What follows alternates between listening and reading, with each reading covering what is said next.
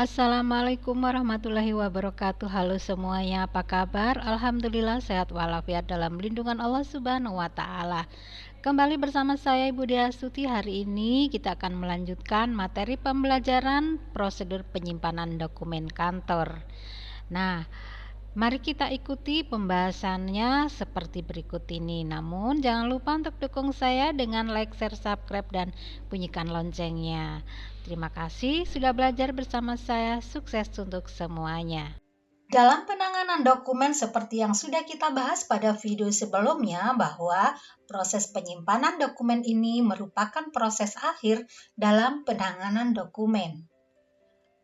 Penyimpanan dokumen atau arsip dikatakan baik apabila pada saat dibutuhkan mudah dan cepat untuk ditemukan dan terjamin keamanannya. Adapun pengaturan atau teknik penyimpanan dan penataan dokumen secara logis dan sistematis, ada 5 sistem atau 5 teknik seperti yang akan kita bahas berikut ini. Namun sebelumnya, mari kita pahami terlebih dahulu apa yang dimaksud dengan sistem penyimpanan arsip. Yang dimaksud dengan sistem penyimpanan adalah sistem yang dipergunakan pada penyimpanan arsip agar kemudahan kerja penyimpanan dapat diciptakan dan penemuan arsip yang sudah disimpan dapat dilakukan dengan cepat bila mana sewaktu-waktu arsip tersebut diperlukan. Pada umumnya, sistem penyimpanan yang dapat dipakai sebagai sistem penyimpanan yang standar ada 5, yaitu sistem abjad, kemudian sistem kronologis, sistem geografi, sistem nomor, dan sistem subjek.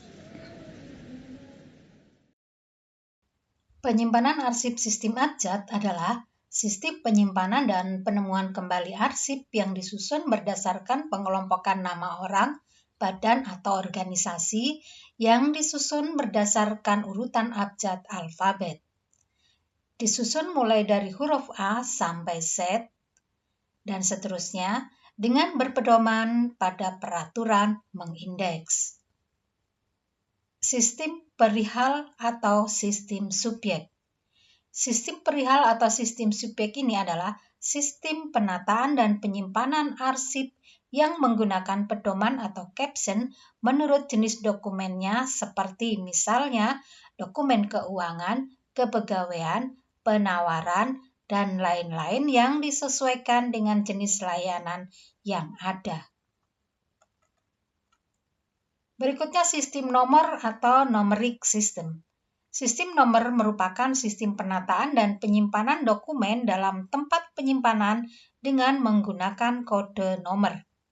Sistem nomor ini pada awalnya ditemukan oleh Dewey yang kemudian dikenal dengan sistem Dewey dan sistem desimal digit. Karena kode penyimpanannya ini menggunakan nomor, maka sebagai caption pada sistem ini dibutuhkan daftar klasifikasi. Adapun daftar klasifikasi ini nantinya akan memberikan arti kode nomor dokumen dan kode tempat penyimpanannya. Selanjutnya yang keempat, sistem geografi atau sistem wilayah. Sistem geografi atau sistem wilayah adalah sistem penataan dan penyimpanan dokumen yang dibuat sesuai kelompok daerah atau wilayah. Adapun caption yang digunakan adalah nama wilayah yang merupakan lingkup pelayanan yang dilakukan oleh organisasi. Biasanya sistem ini banyak digunakan dalam layanan distribusi dokumen atau barang. Walaupun kadang-kadang kita dapat gunakan juga untuk menentukan jumlah layanan pada setiap wilayah. Sistem tanggal. Sistem tanggal atau sering dikenal juga dengan istilah sistem kronologis adalah sistem penataan dan penyimpanan dokumen yang dikelompokkan berdasarkan waktu kejadian atau transaksi. Biasanya dalam layanan bidang jasa keuangan, sistem ini banyak digunakan. di mana tanggal kejadian atau transaksi dalam layanan ini biasanya digunakan sebagai dasar utama di dalam pengelompokan dokumen atau penataan dokumen. Nah, ini adalah 5 sistem yang biasanya sering digunakan dalam kegiatan penyimpanan dokumen. Pada dokumen manual, tempat penyimpanan akan membutuhkan ruangan untuk meletakkannya. Bahkan semakin banyaknya arsip, satu ruangan tersendiri akan dialokasikan sebagai ruang arsip. Tidak demikian halnya dengan penyimpanan arsip elektronik. Hal ini disebabkan karena bentuk fisik dokumen elektronik tidak nyata terlihat. Dokumen akan dapat terlihat jelas apabila dibuka dan dicetak kembali. Untuk penyimpanan dokumen manual yang semakin menumpuk dalam ruangan arsip, ini dapat disimpan dalam bentuk virtual melalui proses yang disebut migrasi atau proses scanning dokumen. Untuk proses scanning ini, tentu akan melihat karakter dari dokumen yang akan dilakukan pemindahan atau migrasi. Seperti misalnya dokumen yang berupa lembaran atau surat akan berbeda dengan dokumen gambar atau foto dan berbeda pula dengan dokumen-dokumen yang berupa audio dan video. Berikutnya kita bahas tentang komponen dasar dalam melakukan pengarsipan secara digital. Apa sajakah komponen dasar dalam melakukan pengarsipan secara digital ini? Pengarsipan secara digital ini memiliki komponen yaitu memindahkan dokumen, menyimpan dokumen, dan mengindeks dokumen.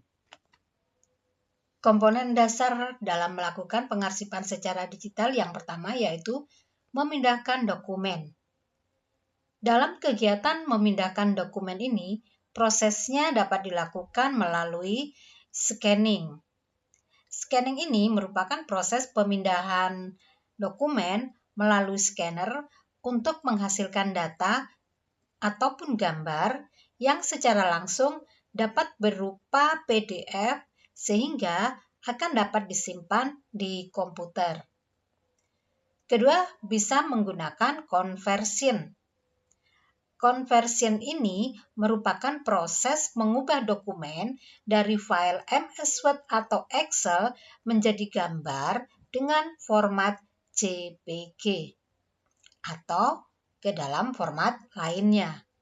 Kemudian yang ketiga bisa dilakukan melalui importing, yaitu proses memindahkan data yang didapat dari sumber lain ke sistem pengarsipan elektronik melalui drag and drop ke sistem dengan mempertahankan format data aslinya, misalnya dari flash disk ke dalam server pengarsipan.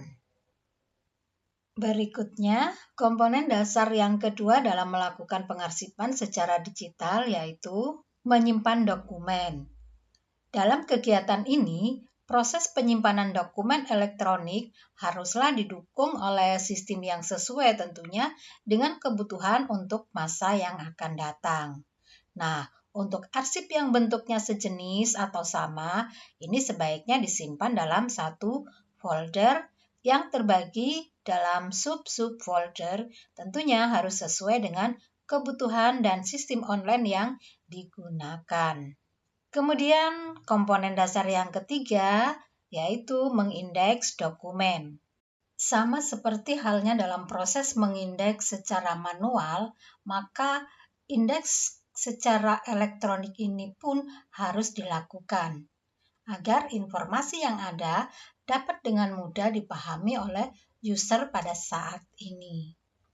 Ada 3 metode yang bisa digunakan dalam mengindeks, yaitu indeks file, yaitu metode yang menggunakan kategorisasi kertas dan kata kunci sebagai caption dalam file. Yang kedua, full text indexing, yang merupakan software optical character recognition atau sering disebut OCR. Kemudian yang ketiga, folder atau file structure. Ini adalah merupakan metode visual dalam pencarian dokumen. Misalnya dokumen sebelum disimpan secara elektronik dilakukan pengindekan terlebih dahulu dengan membuat folder-folder dan subfolder yang kemudian dilakukan pengelompokan dokumen sesuai jenis dan teknik yang digunakan. Nah, sebelum kita lanjutkan sampai di sini bisa dipahami ya pembahasannya. Baik, kalau begitu sekarang kita lanjut pada standar kerja atau prosedur penyimpanan dokumen virtual. Standar kerja atau prosedur yang digunakan di dalam penyimpanan dokumen virtual ini dapat kita lihat atau kita buat sesuai ketentuan-ketentuan yang berikut ini. Yang pertama, klasifikasikan jenis dokumen. Pada langkah yang pertama ini, klasifikasikanlah jenis-jenis dokumen yang akan disimpan menurut karakter bentuk atau sumbernya. Kemudian yang kedua, menentukan sistem penyimpanan sesuai jenis layanan bisnis yang dijalankan. Berikutnya yang ketiga, yaitu menentukan jenis aplikasi penyimpanan dokumen virtual, seperti misalnya hard disk, flash disk, MMC, Google Drive, Dropbox, dan aplikasi penyimpanan lainnya, baik itu yang secara gratis ataupun yang berbayar. Berikutnya yang keempat, menyediakan tempat virtual yang berupa misalnya folder-folder virtual sesuai jumlah yang dibutuhkan oleh sistem penyimpanan yang digunakan. Yang kelima, memasukkan atau menyimpan dokumen yang telah diklasifikasikan ke dalam folder sesuai kebutuhan. Kemudian yang keenam, di sini dilakukan backup penyimpanan di tempat lain seperti misalnya flash disk, MMC, hard disk, ataupun jenis aplikasi penyimpanan yang lainnya. Hal ini dilakukan untuk menghindari faktor kerusakan atau kehilangan dokumen yang disebabkan oleh virus komputer. Sehingga perlulah dilakukan backup penyimpanan tersebut. Selanjutnya yang ketujuh, khusus untuk dokumen elektronik yang digunakan dalam menjalankan proses layanan bisnis, kadangkala perusahaan atau organisasi menentukan satu perangkat komputer tersendiri untuk sistem layanannya. Nah, hal ini dimaksudkan untuk menjaga kondisi sistem aplikasi dan komputer dapat terjamin keamanan dan kelancarannya. Nah, inilah standar kerja atau prosedur penyimpanan dokumen virtual. Kemudian untuk selanjutnya, apakah sistem pengarsipan secara digital ini akan berdampak pada efisiensi kerja? Tentu saja. Dan berikut ini adalah dampak sistem pengarsipan secara digital pada efisiensi kerja. Yang pertama, arsip akan cepat ditemukan apabila dibutuhkan sewaktu-waktu. Kemudian yang kedua, pengindeksan yang fleksibel. Yang ketiga, kecil kemungkinan untuk kehilangan dokumen. Kemudian yang keempat, menghemat tempat. Yang kelima, menghemat tinta dan kertas. Yang keenam, berbagi arsip secara mudah. Ketujuh, meningkatkan keamanan. Dan yang kedelapan, penghematan sumber daya manusia. Serta yang kesembilan, memudahkan untuk recovery data yang ada. Nah, inilah beberapa dampak dari sistem pengarsipan secara digital pada efisiensi kerja. Nah, inilah pembahasan tentang prosedur penyimpanan dokumen yang merupakan proses akhir dalam penanganan dokumen, di mana bahwa penyimpanan dokumen ini dikatakan baik apabila ketika dibutuhkan akan mudah ditemukan dan terjamin keamanannya. Dan perlu dipahami pula bahwa pada dokumen manual tempat penyimpanan akan membutuhkan ruangan untuk meletakkannya. Namun tidak demikian halnya dengan penyimpanan arsip elektronik, di mana hal ini disebabkan karena bentuk fisik dokumen elektronik tidak nyata terlihat. Nah, sampai di sini bisa dipahami ya pembahasan kali ini. Dengan demikian maka selesailah pembelajaran pada hari ini. Semoga bermanfaat untuk kalian semua. Terima kasih sudah belajar bersama saya Ibu Dia Astuti. Salam sukses untuk kalian semuanya. Sampai jumpa. Wassalamualaikum warahmatullahi wabarakatuh.